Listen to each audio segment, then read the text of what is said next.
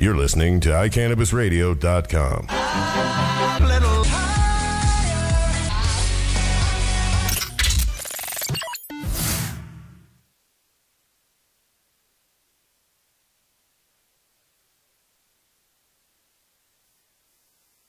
It's not really America. It's in Colorado. Yes. It was, and sitting in with us today is Christiana Lewis, which is the Director of Sales for the Hemp Connoisseur magazine.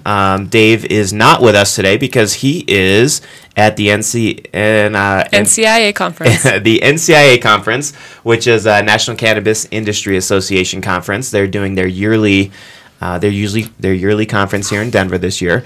Kind of a good place to do it, since on Tuesday Amendment 64 passed, which allows legalization of medical marijuana for those of us that are 21 years of age and older.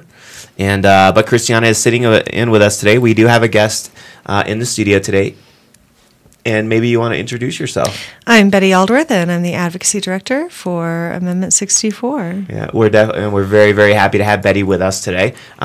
As you probably can imagine, we're going to be going over Amendment 64, the excitement before, during, and now that it has passed, what we're going to be getting into and what it means for everybody.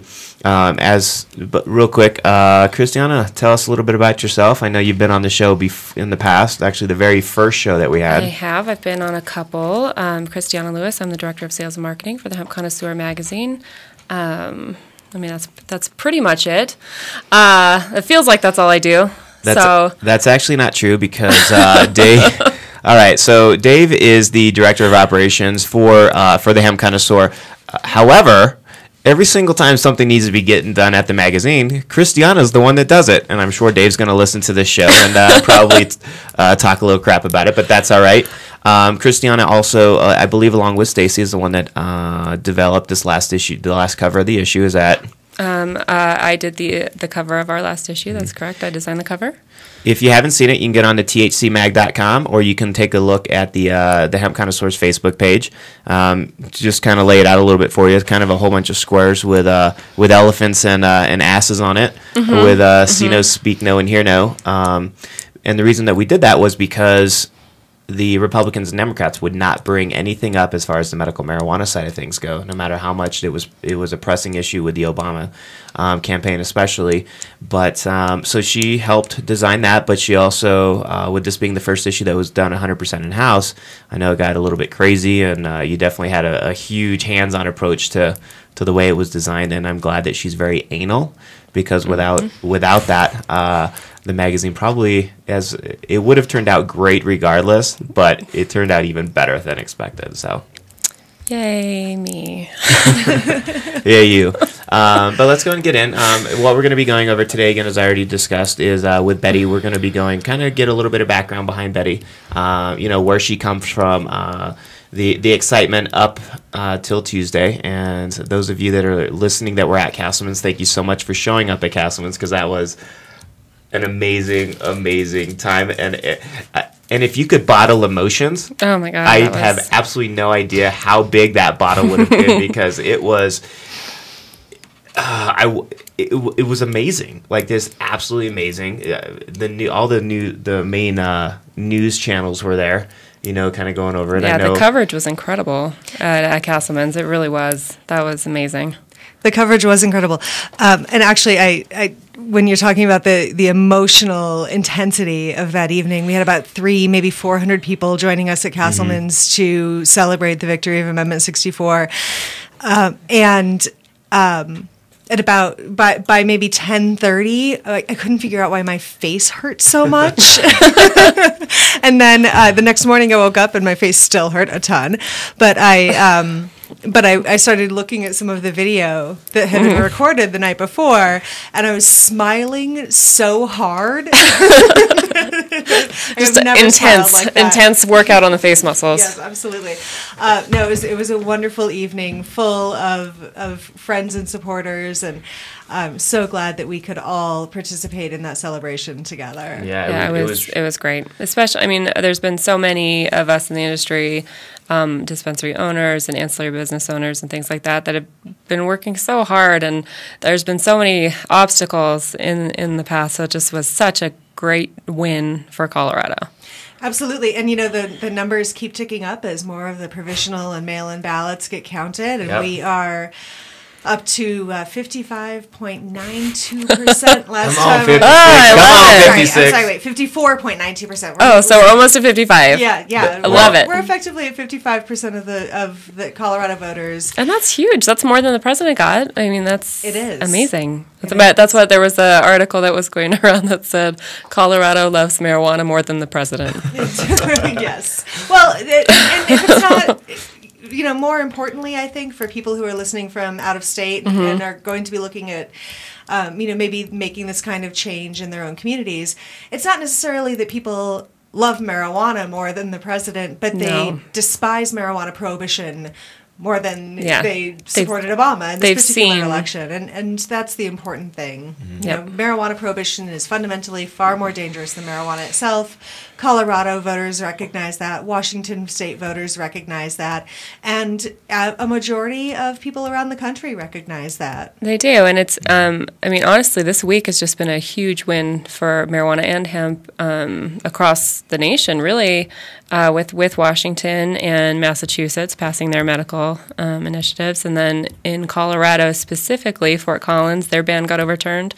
And the bill to ban in birth ed did not go through. So it's been a great week. Just good news every day. Well, and the thing with the Fort Collins ban, though, I think that the community just didn't realize what exactly they were doing when they did it. As soon as it was banned, they're like, oh, crap. Wait, what? What? Did we really just ban that? I mean, because it shut down 22 dispensaries up there, which I'm sure the city ended up obviously missing that generated revenue from those centers. So, but where do you come from, Betty? I mean, how long you been in Colorado? I mean, what qualified you to be, do what you did with Amendment 64 and those great group of people over there? I've lived in Colorado for about 17 years, and the vast majority of the time that I've spent here, I've worked in nonprofits, leading very large volunteer teams in education and food justice nonprofits.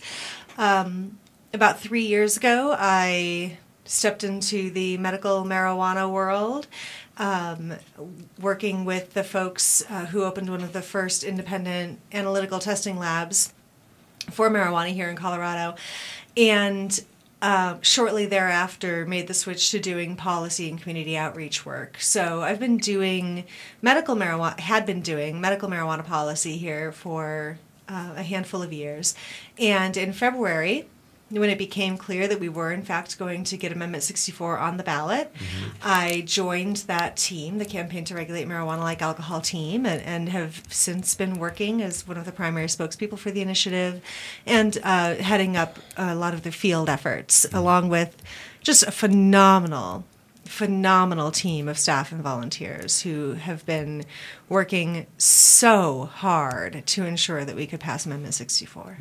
And what was the name of the organization that actually put Amendment 64 together?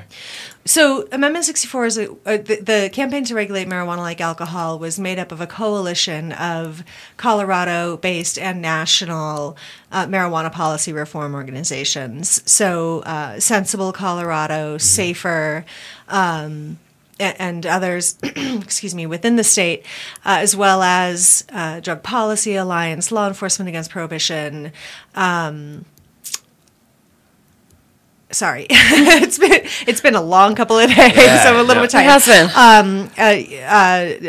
been. And many others. All contributed to, either their intellectual and or financial support to Amendment 64. But we have to make sure to mention the Marijuana Policy Project, who stepped up like no other to ensure that Amendment 64 passed. They contributed well over $1 million for advertising as well as other expenses related to the campaign, and really were enormously helpful in ensuring that we got our message out to Colorado voters. And you did that so effectively. I mean, the campaign was just amazing, so professional, and I just can't see. I mean, the arguments against were just so. Can I say silly? Sure, you can. This is internet. Ridiculous, but I mean, because of It's the way internet that radio. There's no limitations because on of the what way you it can say was on there. presented. I mean, I was just so like elated every time I saw a Yes on 64 ad, because it was, I mean, law enforcement professionals and things of that nature getting the message out. Which, finally, a campaign was put together like this that would ensure a victory. Because, I mean, up to now, it was not such a professional effort to get marijuana legalized. Well, and I think it was brilliant to get that Denver police officer. I don't know if he was a lieutenant that was on the force for 32 years to get on there and do it. And but it's not just him. It's like I have friends and people that are married to family members that are in law enforcement in the state of Colorado, and every single one of them, even without, they all know what I do for a living. I'm in the medical marijuana industry and the hemp industry, and every single one of them is like, I'm voting yes on 64. And it's not, and for a couple of reasons. First of all, they hate writing the tickets on it and all the paperwork that has to do with it, and frankly, for them, it's just a waste of time. And so it's great to know that even the law enforcement community, no matter what the governor or the mayor were saying about law enforcement and political figures stepping up and saying that they stand up against it, I'm sure that they do, but I'm sure that that may have been done for a couple of reasons. One, maybe because they're not really against the medical marijuana, but they're in the public eye, and they really didn't want to go one way or another. Maybe the same reason that Obama or Romney would not step up to the plate and say, yes, I do, or no, I don't support marijuana in this country. And so to have those people behind is absolutely amazing. Well, I think, it's challenging, and I have some amount of sympathy for those leaders who do step up, because it takes an enormous amount of courage and bravery to stand up and say marijuana prohibition is wrong. Because what happens is that you are then labeled as being soft on crime. And the tone of the rhetoric around these sorts of issues can be incredibly damaging. We saw that in this particular election. Elected officials who have stood up for medical marijuana and who stood up for ending marijuana prohibition, they will face unwarranted criticism for taking a sensible and evidence-based approach. When it comes to sheriffs' associations and these trade associations that represent the heads of departments and whatnot, though, that's really about capital. That's because when sheriffs are coming out against Amendment 64, it's politics. It's not about whether or not that policy makes sense, because we talk to so many members of law enforcement, cops who are actually working the beat, who would much rather be spending their time on the violent and otherwise serious crimes that Coloradans actually care about, as opposed to prosecuting people simply for choosing a substance that is objectively safer than alcohol. And so we find ourselves in a place now where they can do that. And I'm incredibly proud of the support that we received from those cops on the beat who couldn't speak up because they're not permitted to, but who certainly they can vote whatever way they want. Yes, absolutely. And I have to thank too Tony Ryan, Lieutenant Tony Ryan, 36-year veteran of the Denver Police Force, one of the most decorated police officers ever to serve in Denver. He's received the Medal of Honor, the Purple Heart. He was shot in the line of duty. Wow. This man is so dedicated to safer communities. And by coming out and standing up for marijuana policy reform, he has done us an incredible service in making Colorado a safer place to live. Was that the gentleman that was on the commercial? Yes. That was on, it was just, he did an amazing job on the commercial. He did. Absolutely. Absolutely. And his voice is a voice you want to listen to. So I think that he certainly helped the cause. So what did a typical day look like for you prior to Amendment 64 passing? We did an enormous amount of work to ensure that we were getting our message out there, and there were a couple of primary ways that I was involved in that. One of them, of course, was in conversations with the media. I did a lot of our interviews and whatnot with television and radio media, print media. So many days were taken up by running around to interviews and whatnot. But just as important in terms of spreading that message, if not more important, we ran a very robust field program where we had thousands of people across Colorado and across the country helping us spread the message to Coloradans. We conducted, I think, 40,000 phone calls to voters through our various phone banks. I think I got 10 of them. Probably. So just let you know. I got a couple. Right. It's like I'm in. Yeah. I'm on board. I had a Seattle number come up, and I was like, "Are you in Seattle?" And she said, "Yeah." I'm like, "What the?" Yep, absolutely. I'd be like, "We're already voting yes on 64." She's like, "Awesome, congratulations!" And Very I'm like, "Well, you good. guys have something going on up there too." And she's like, "Yeah, we do." So it's Yeah. So it's yeah. So I definitely understand how effective you guys were on it. So Yeah, we distributed tens, maybe hundreds of thousands of pieces of literature, and had countless conversations with Colorado voters about It's why what you want to see happen with something like this when you're behind a campaign and you support a cause. You want to see it everywhere, and I did. I saw it everywhere. Yeah.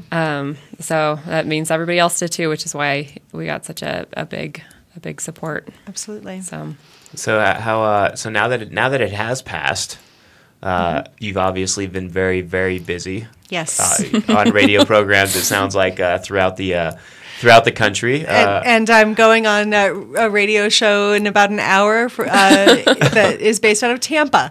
So yes, there's a great deal of this. What kind of? Well, I heard that some guy was kind of attacking you on one of the radio programs. I believe in Cincinnati. Is that pretty accurate? Well, it gave me a lot of empathy for my colleague Mason Tvert, who's been working on marijuana policy reform in Colorado for 8 years now.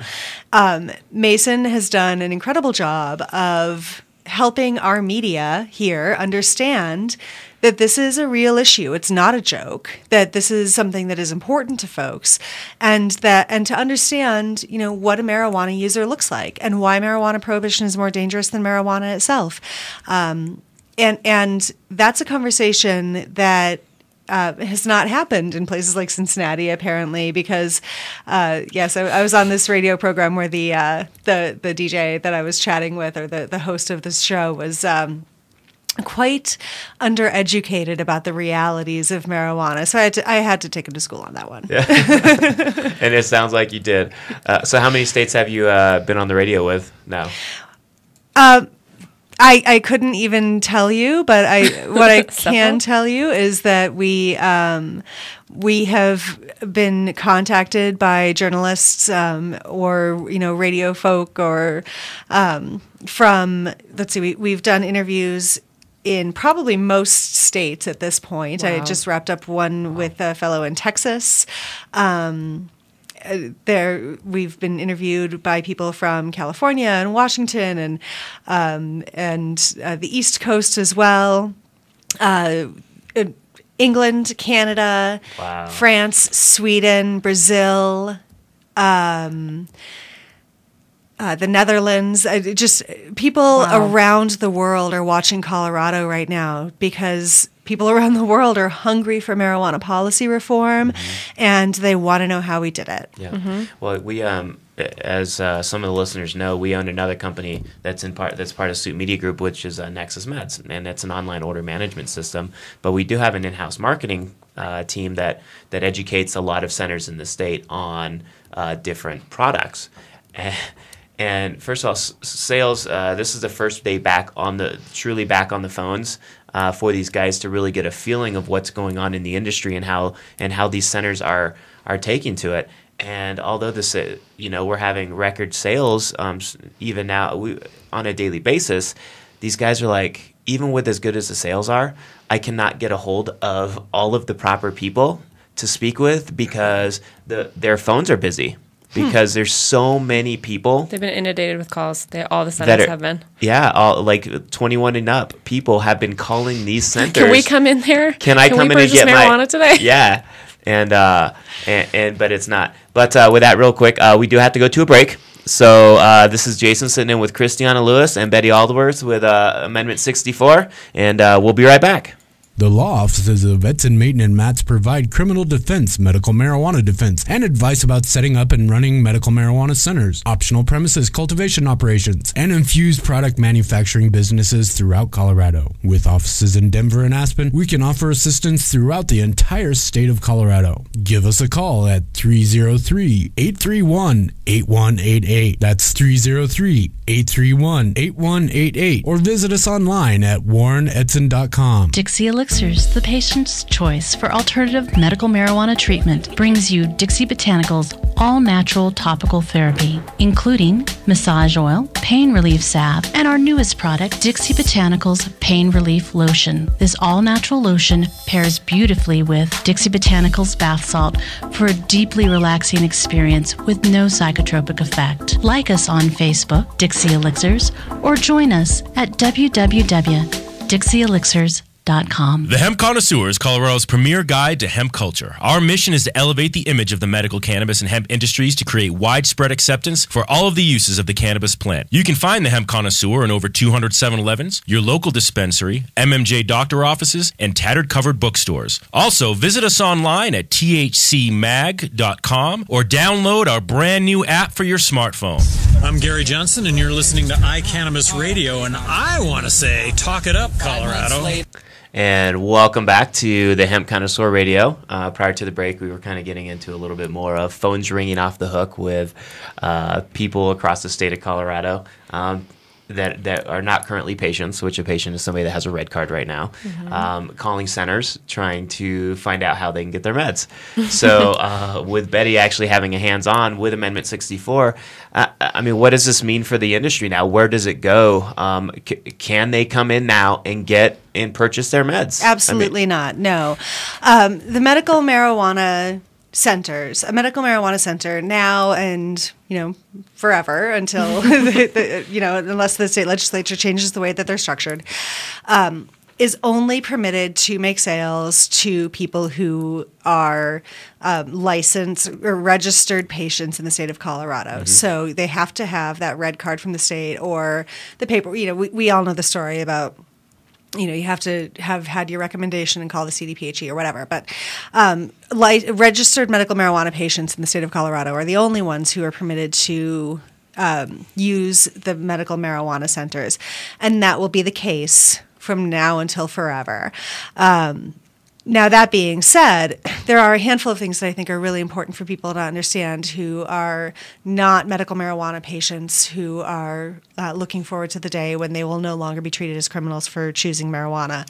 And that is that this Amendment 64 is not law until the governor certifies the ballot. And that will happen in about 30 days.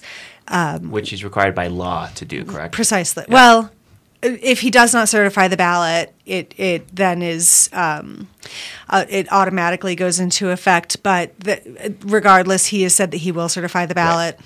And we don't anticipate any trouble there. I was told he did not sign House Bill 1284. Well, so this is different. A bill that goes through the state legislature can either be signed or passed on, or vetoed, mm-hmm. And so. A governor can take an affirmative action, which is signing a bill, mm-hmm. which makes it law.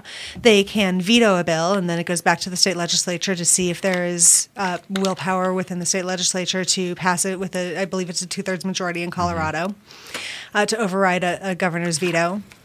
Or they can not sign it, and within a certain period of time, it automatically becomes law if they simply don't sign it or don't veto it. So. With the ballot, there's essentially the same, somewhat similar kind of experience, but it would be unprecedented for the governor to not certify the ballot. It's a certification of all of the ballot results. So, and he has basically stated that he's going to honor the will of the voters. Sure. While suggesting that we don't bust out the Cheetos, right? Yes. Yep. Yeah, I love that comment. I have that on here. Yeah. Terrific. And the goldfish. All right. So he said Cheetos or goldfish. As my dear friend and colleague Mason Tvert has said on a number of occasions, and I have to give him credit for this one. He has said that he would much rather have Cheetos and goldfish than sour grapes. Fair enough. And here's. Anyway, can we step back to the course. rules as of right now, because it's a really important piece here. So as soon as the governor certifies the ballot, adults 21 and over who are otherwise following laws of the state of Colorado will not be punished for private use and possession of less than an ounce of marijuana. However, let's remember that there are things that remain illegal, or that might have other consequences. You may not use marijuana publicly. No use of marijuana on the street or in the park or, in other public places. It is private use and possession. Additionally, we need to remember that all laws related to driving while impaired remain in place. And as of today, the maximum amount of THC, you are not permitted to drive with any THC in your system that is detectable. So if you're pulled over and you have THC in your system and they suspect that you're impaired, you need to remember that this is still a criminal offense to drive under the influence of marijuana. Which is the right way it should be. Yeah. I mean, people shouldn't drive when they're impaired by anything. I don't think anybody by wants anything. impaired drivers. Absolutely not. You are permitted to, once the ballot is certified, you are permitted to cultivate up to 6 plants, 3 flowering and 3 vegetative. And, when you harvest those plants, you are permitted to share it with other people who are over 21 if you'd like, but you may not ask for remuneration for that. So you can't sell it, you can share it. Okay. You can't sell it or trade it, but you can share it with people who are 21 and older. And then there was something else that was really important that I've now forgotten. But those are the basics of, what people need to know. Really. Oh, and also, here's the other thing, is that employers are permitted to maintain all rules related to marijuana use by their employees. So if your employer prohibits marijuana consumption, you need to consider that before you choose to use marijuana, because it could mean that in our at-will state, you could lose your job. Sure. Mm-hmm. So, on the other hand, we are no longer going to be arresting 10,000 Coloradans every year for simple marijuana possession, and that is a beautiful thing. Yeah. Mm-hmm. Now, but going back to the DUI side of it, is that in 2013 is when the next legislative session comes in, and there is going to be a DUI bill that's going to be put into it. Now, how are they going to determine what the nanogram amount is that keeps you? That makes it as a DUI, because if you smoked yesterday, you have THC in your system today. I mean, it is what it is. It doesn't mean I'm an impaired driver. So how are they going to determine what? Do they have doctors working on this, or how do they determine what makes you an impaired driver? Because even as with alcohol, everybody has a different tolerance on what it is. I'm just confused as why they keep coming back to this 5 nanograms thing, because it's been disproven a couple of times by professionals who have done research on the topic, and yet it keeps coming back to this 5 nanograms. It was like, I don't understand why it's continually bringing up the same exact amount, whereas it should be higher on some level. Well, there's a lot of. I'm not an expert on this piece. I can safely say, as a Coloradan who cares about people who are impaired while they're driving, I really hope that we can figure this one out. Me too. And that we use the best science available. Yeah. But this is a question. Science-based. This is a question for the state legislature, and I don't know why it came back at 5 nanograms. And my understanding is that the bill that's being prepared is specific only to marijuana, whereas last year's version included everything, right? Other. Like all kinds of prescription medications, various other substances that could cause impairment. But this is something that will have to be addressed in the state legislature in 2013. And Amendment 64 left that question in the state legislature very intentionally, because we didn't want to put a number associated with emerging and rapidly moving science into the state constitution. That's something that we need to. It needs to be researched out. and. Absolutely. And to go back, so the people that have the red cards is they're allowed currently, or as of Monday, they were allowed to have 2 ounces of product on them. That's what the current red card rules were. Does that now get reduced down to 1 ounce? No, nothing about medical marijuana law in Colorado has changed by Amendment Okay. 64. So if you are a medical marijuana patient, all rules and laws that applied on Monday will apply when the governor certifies the ballot. Okay. So if you're a medical marijuana patient, you are still permitted to have up to 2 ounces. Okay. Now with Nexus Meds, we get contacted on a daily basis of people looking for product. They're looking for product with only 100,000 people in this state that we're allowed to go in and purchase. I mean, you're taking 100,000 people up to 1 million, 1.5 million, 2 million people now in the state that could potentially be, consumers of I guess it's recreational marijuana now. Adult use. Adult use Right. of marijuana. So, Yes. Responsible what- adult use of marijuana. So what rules are going to change so that these centers can stay in business, so that they can have enough product on their shelves to be able to operate? Because when they run out of product, that's lost revenue for the state. So is there anything that the state is doing to ensure that these guys can have big enough grows to go ahead and supply the demand? So Amendment 64 asks the state legislature to answer this question. Rights belong in a constitution, regulations belong in a state legislature. So we intentionally left the implementation quite broad in terms of how the state legislature is able to make those sorts of determinations. They may or may not put a variety of different types of limits on adult use marijuana facilities. We can certainly assume that they will require that these adult use facilities are 1,000 feet from a school, because we know that that's Sure. a priority for the federal government, for example. And that's something that was included in I believe, House Bill 1284. So that's a rule in Colorado Sure. already. We will leave the those questions to the state legislature, much like the implementation of the hemp portion of the initiative.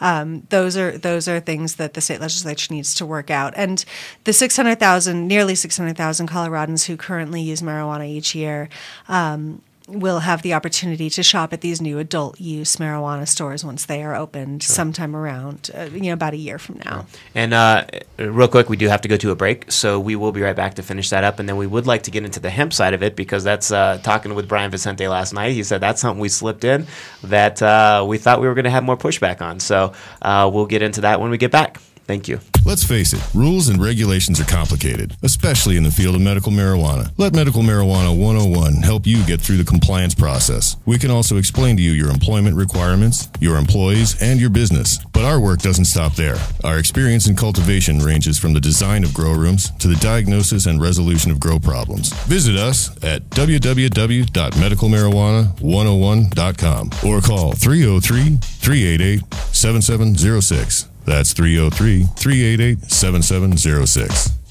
Are you a runner? Are you a runner who supports marijuana legalization? Run on Grass is a group of athletes actively seeking to change our marijuana laws. We speak the truth about cannabis, bringing the message through our feet to new ears. Check out runongrass.com to find out more about us, our events, and how to join up or how to sponsor a runner. If you're in the Denver area, please join us for runs or start a group in your area. Running not your thing? Any sport can do it. On grass. runongrass.com. Dixie Elixirs and Edibles, the patient's choice for alternative medical marijuana treatment. Dixie Elixirs infuse sparkling beverages, Dixie Edibles, dewdrops, tonics, and Dixie Scripts extraordinarily concentrated cannabis extract capsules, along with Dixie Botanicals, all-natural topical therapy. All of these medicinal remedies are available at your local medical marijuana center. Like us on Facebook, Dixie Elixirs, or join us at www.dixieelixirs.com. You're listening to Hemp Connoisseur Radio on iCannabisRadio.com. Welcome back to the Hemp Connoisseur Radio. Sitting in with my my substitute partner in crime, Christiana Lewis, today, and Betty Aldworth, which was the main spokesperson and really a key person to pass Amendment 64, which passed on Tuesday. So we were getting into a little bit more on how these centers are going to be able to keep up with demand, which you definitely answered very effectively with. All of that's going to have to be figured out through the state. Now, the other side of Amendment 64 is the side that probably, unless you listen to this radio program, probably you're very unaware of kind of what's going on with it, and that's the cultivation of industrial hemp in the state of Colorado. So a lot of you don't know that obviously with the marijuana side, it was illegal to grow unless you were a patient or a sender. But in the United States, there are states that you can grow hemp. They don't grow it because the feds are stepping in. So what is it about Amendment 64 that will maybe make people feel a little bit more comfortable about growing hemp now, since that is part of the bill and it is legal to grow? So Amendment 64 specifically tasks the state legislature with developing rules and licensure for production of industrial hemp. And this is obviously a very exciting thing for Colorado. As many of your listeners know, I'm sure, hemp has been unfairly wrapped up in the drug war for no good reason, despite the fact that it was mandated by the government on many occasions, by the U.S. government on many occasions, that we grow hemp. It's currently completely illegal to grow in the United States, except in a handful of individual states that have not yet started industrial hemp facilities yet, or cultivation yet. And we're currently importing, if I remember correctly, about $400 million worth of hemp products to the U.S. every year. Wow.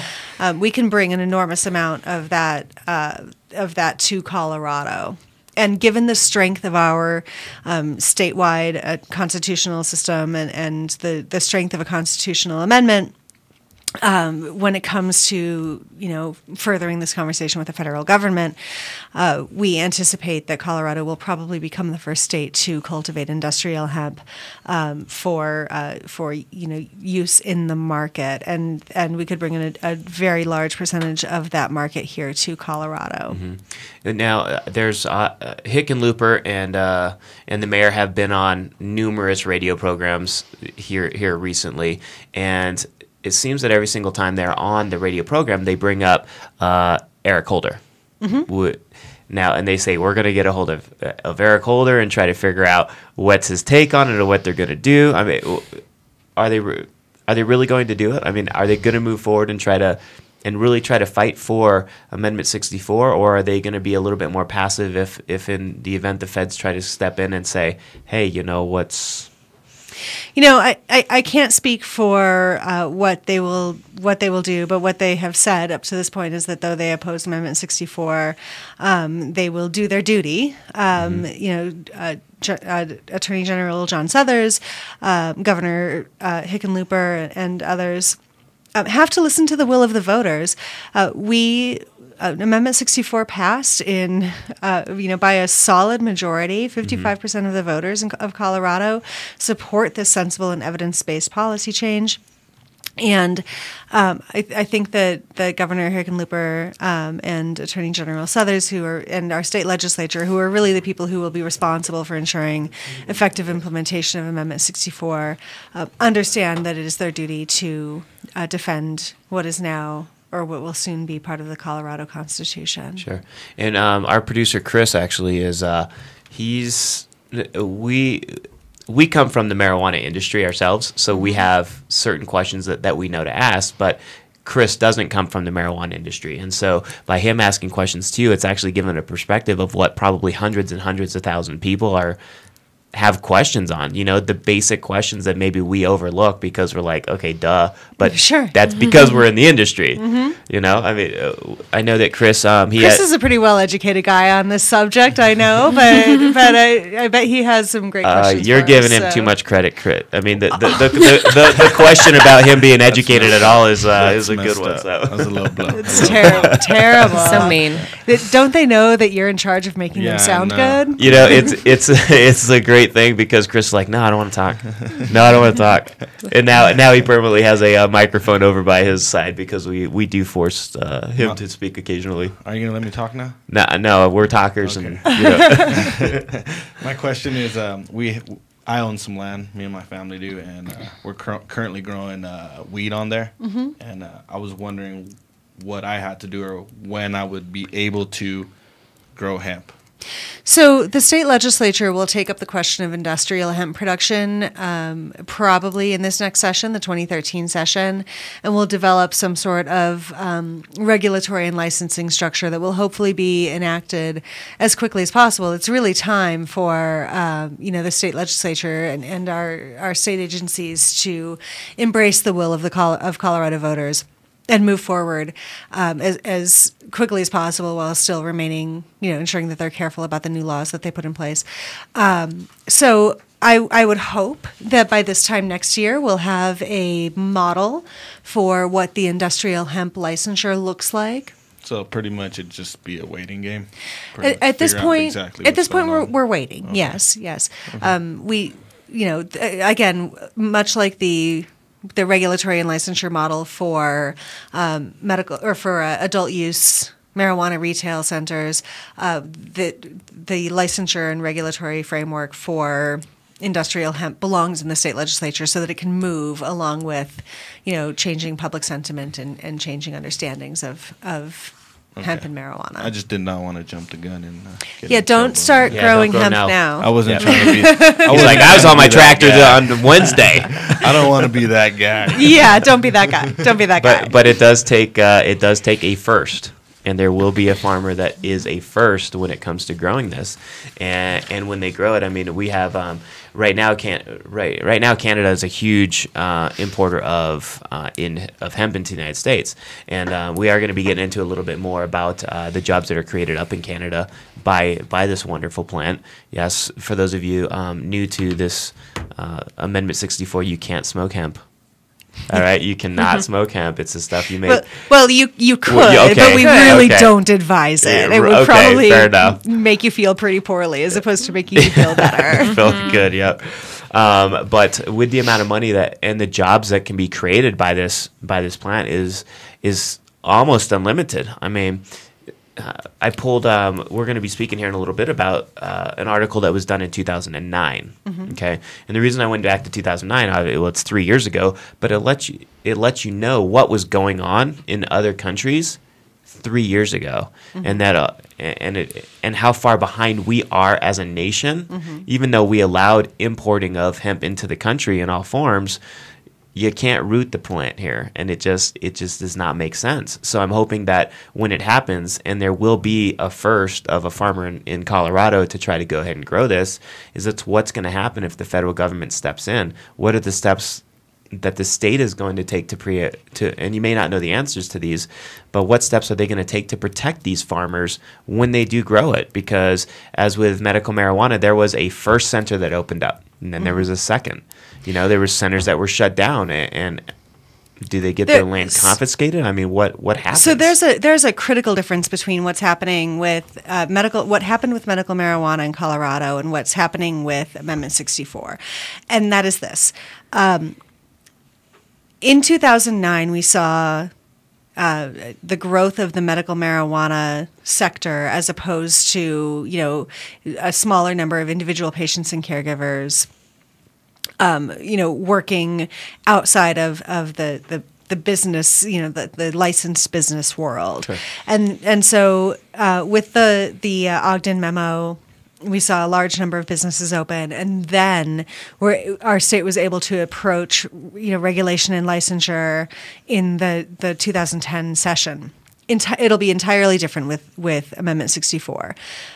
Absolutely no businesses can open. No farmers can start growing industrial hemp. None of this can get started until the state legislature addresses these broader questions of how we're going to handle licensing and regulation for both.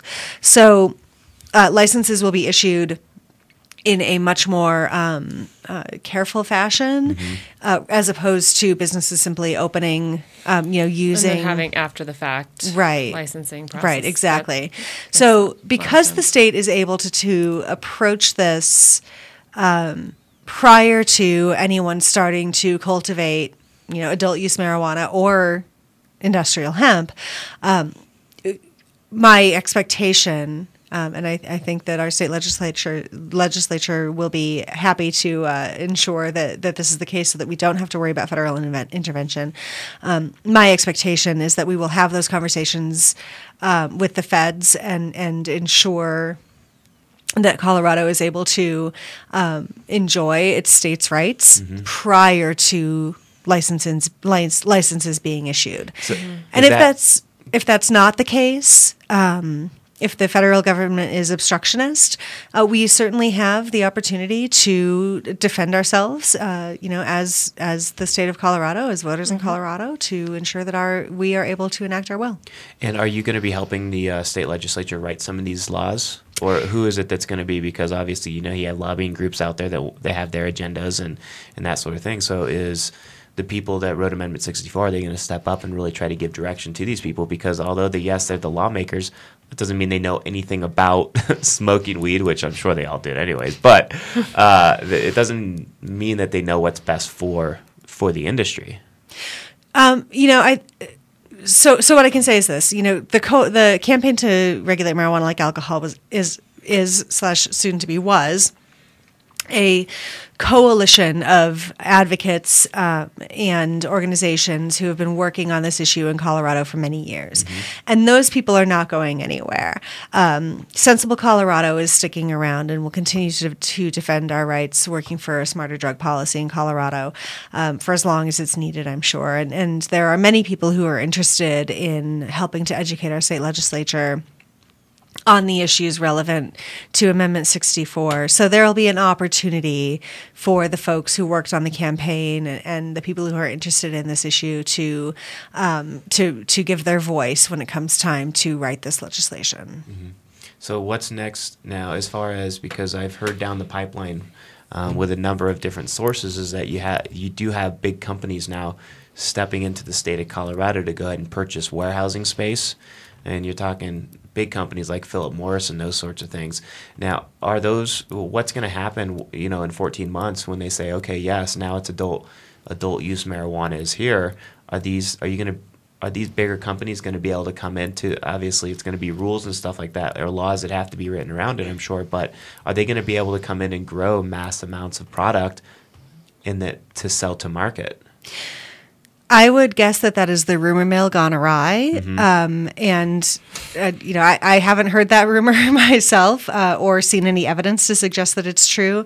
But just think about it. If you were a multi-billion-dollar multinational corporation that had complete market saturation throughout the U.S. and the world and had enormous profits to protect, would you risk everything by coming to Colorado and participating in a federally illegal activity? I find it somewhat questionable to think that they would do that. Sure, but big companies like that also have the ear of every single person that's at the federal level. And stuff happens in those smoke rooms behind closed doors with Congress people and senators and all of these people. So I don't know, and that's why there's a lot of people that are really kind of worried about it. Like me personally, on the wholesale side of it with Nexus Meds, is that we want to push towards a 3-tiered system, because if it's regulate like alcohol, you have your manufacturer, your wholesaler, and then your retailer, whereas right now it's all vertically integrated, but there's just not enough room for the vertical integration to work. So that would make it seem like, when some of these bigger companies could come in and purchase, a lot of space and grow the product to at least offset the demand that these centers are not going to be able to hold. And with the lack of revenue or product being sold through the center, the state will look at that as lost revenue to them, which, the federal government, as everybody knows now, depending on the success of the program for Amendment 64 in Colorado, they're going to be like, well, how do I get my nut now? It's going to come down the line where they're like, okay, this is definitely working. Now give me my piece of the pie. And listen, I'm not saying that it's not going to come down the line at some point, but I think that time is 20 or 30 years off. Yeah, so quite a ways then. We're looking at a long time from now. People are getting in trouble for, moving very, which, listen, Amendment 64 gives enough room for everyone in Colorado to be able to enjoy marijuana, Sure. If they choose, and not break the law. that it's adequate. And so if you're breaking the law, then and you're still getting in trouble, that's it is what it is. And people who are currently, whether it's individuals or otherwise who are currently, moving or traveling across state lines, rather, with very small amounts of marijuana for personal use, are getting in trouble for it. Sure. I can't imagine that would not be the case for quite some time if you were moving the proceeds from marijuana sales in Colorado, to your bank, which, we can't, bank, what's the problem? What bank? In whatever major city that your corporation is founded in. So, listen, will there come a time when major international corporations are engaged in marijuana and hemp-related businesses? I almost hope so, because that means that there's a time when marijuana prohibition is officially ended. And that means it's widely accepted at that point. But let's look at that's a ways down the road. And in the meantime, we have an opportunity in Colorado to end the failures of marijuana. We have taken the opportunity in Colorado to end the failures of marijuana prohibition. And when that time comes, I think that it's going to be very similar to alcohol. There are going to be, giant corporations that are providing a mass-produced product. There are going to be smaller mom and pop companies that are similar to microbreweries, or Colorado has numerous companies that are distilling small batch whiskey and other types of alcohol. And then we have people who are making home brews at home, and so there are many different ways in which these companies can get involved, depending on what their priorities are as a company. But we are so far off from something that looks like a Coors. It's almost laughable to think about it. It's a long time coming. It's a long time coming. It is a long time coming. However, I think these are very real questions that need to be asked, because on Tuesday at 4:00, Amendment 64 hadn't passed yet. And so there was always that big what if. What if it doesn't? What if it does? What if it doesn't? Well, we knew what it was going to be if it didn't pass. It would have stayed the same as it was right now. It might have. It may have. For another 4 years, probably until another presidential election, but it did pass, and so you have a lot of people that are very excited about the industry, because I believe that now some of these companies, as soon as everything is enacted, is that now we can accept outside money. Is that accurate from outside Colorado? Okay, so you can. The state this is another question for the state legislature, which we'll have to determine, and if we look to the example of medical marijuana, we can very easily see what the state legislature's priorities are when it comes to marijuana sales in Colorado, whether it's medical or adult use. And my best guess, although this will be a question for others, for our legislators, is that they will probably maintain many of the same priorities that they had for medical marijuana, which is controlling diversion, ensuring that the proceeds from marijuana sales go to benefit Colorado, and ensuring that it is a tightly regulated system. So I just want to tell you guys, there was this goes back to people being confused about marijuana legalization, and that it was available and that anyone could go purchase it. A gentleman put ounces for sale on Craigslist yesterday. Nice. That's a poor choice. Isn't it? In so many ways. That goes along with, if you're breaking the law, you're breaking the law. Wait, what strains were they? That's right. What did he have? I don't know. So just another reminder, 21 and over, but not yet. Not yet. Not yet. Everyone. Yeah, wait 27 more days. Older, you have no more than an ounce per person of possession. And you can't sell it. On Craigslist or otherwise. On Can Craigslist you barter? or otherwise. No sales, bartering, or trade. It's just like home brewing, you can share with your friends. But you can't sell it. If you want to sell it, then you have to get a business license, and business licenses are not available yet. How about collective growing? Are you going to be able to have 5 or 10 people together that can grow all 6 of their plants? Able to grow in one facility? Again, that's another question for the state legislature, and we saw that they rejected that notion with medical marijuana. They'll probably reject that notion with adult use marijuana as well. Mm-hmm. I just know that there are some companies out there that lease out like pods that are 100% caps. They're ready to basically turnkey. Now they're all inside of a building. So it's not like a pod sitting out on the side of somebody's house. Like there's a building, and then there's a whole bunch of these pods that are put inside of these facilities. And to do those sorts of things, I think they can grow 120 square feet is what the size of the pods are. So, which is a great business model. And that's why I asked that question. Are you going to, because somebody with 120 square feet, that's a lot of room for to grow 3 plants in budding and 3 plants in veg. And I think that some of these companies are looking to really capitalize on that. Having this new model put into place. So, well, everybody's gonna have to wait. It's not time yet. You get excited if you want to, and you can talk to an attorney, but you're still gonna have to wait. It's true. It's true. So definitely a lot of exciting things going on with 64. So what's next for you then? That's a great question. I'm going to. I'm wrapping up the work on the campaign here and ensuring that we're able to communicate with the general public via the media and other ways, that information that they need to know. And then I'm going to go hang out with my mom and my grandma for a couple of weeks. That's about as far as I have planned. Much needed, relaxing break for you, I'm sure. I cannot wait, and I miss them so much. So it's so nice. It'll be a nice time to see as them. with a lot of people in this industry, Betty, you're going to get bored fast. Yes. So I know you're going to be like, okay, I've been here a week, Mom, but like, okay, what's next? What am I going to do next? Okay. And, I don't know. You might sleep through the first week. Who knows? Odds are good. Odds are good that I'll be catching up on a lot of missed sleep lately. How about doing some consulting? Because I know, Matt Cook. He's doing consulting now based on his success in the state of Colorado for what he's put together with, Amendment 20 and those sorts of things. Have you guys been contacted by other states yet to go ahead and be like, okay, well, obviously you did something right in Colorado.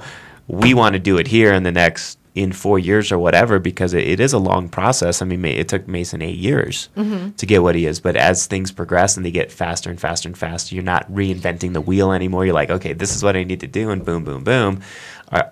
Has anybody been contacted yet? We're 48 hours. We're not even 48 hours out from our win at this point. And I think that everybody's really just, I know I am, and all of the other members of our team are really focused on ensuring that we can make Colorado work right before we look to, to what's next after that. There is going to be a great deal of work to do here in Colorado to ensure that we can educate the public, educate legislators, and enact a sane and sensible law that will actually do the things that ending marijuana prohibition is supposed to do, which is disempowering cartels and criminals, taking marijuana off the streets and putting it behind a counter, making it safer, and getting this hemp piece regulated as soon as possible.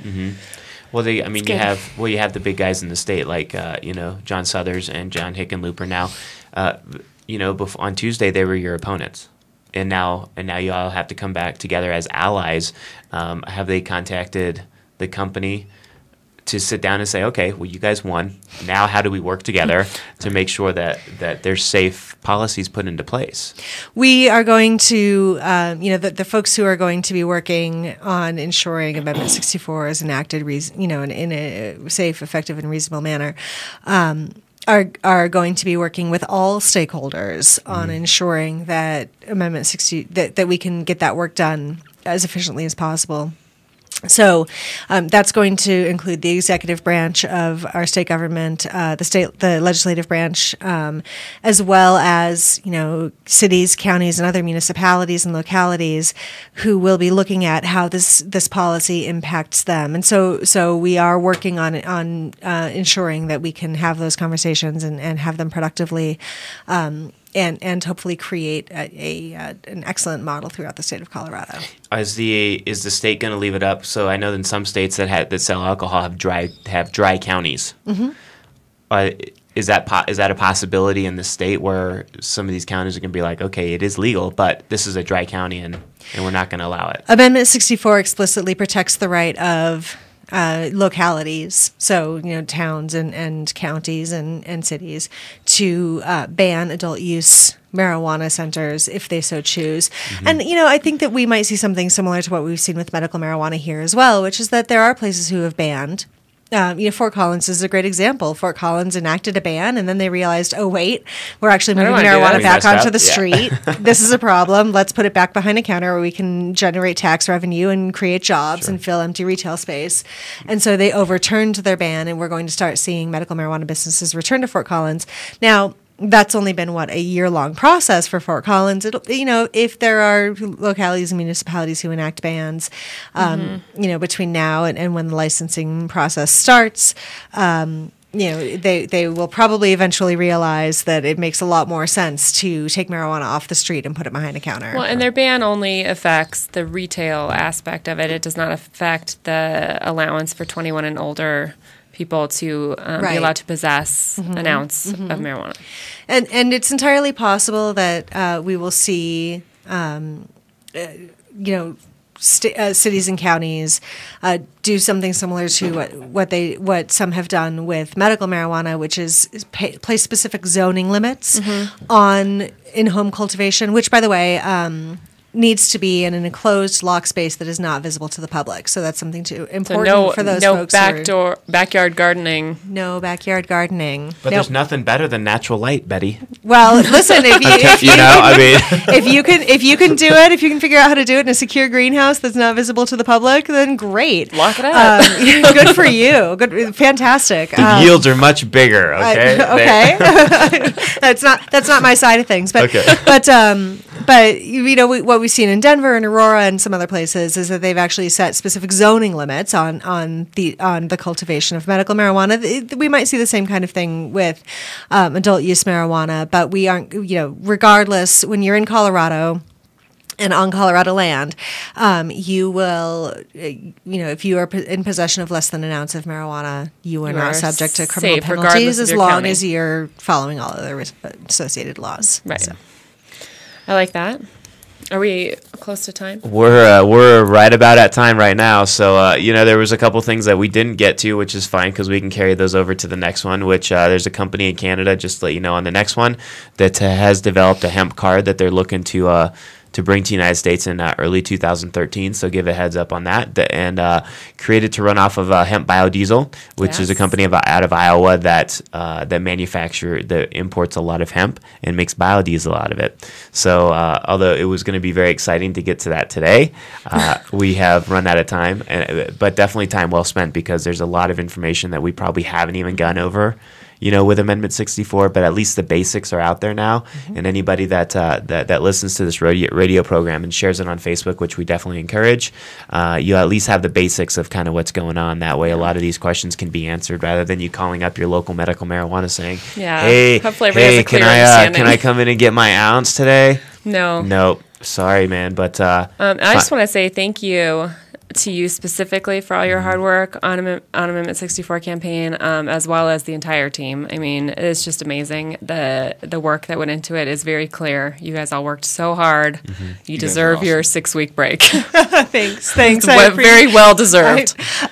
Excuse me. I appreciate that. And I also want to give props to the Hemp Connoisseur magazine and you and your team, Christiana, because you all have been wonderful advocates for 64, especially on the hemp side, and getting the word out about why it's so important for our state to do this. And it's about that kind of action that makes something like 64 a success. So thank you. Well, thank you. Yeah, it's easy to support something you really, really believe in. So definitely, again, thank you so much, Betty, for sitting in today. Thank you to my sub-partner in crime, Christiana Lewis.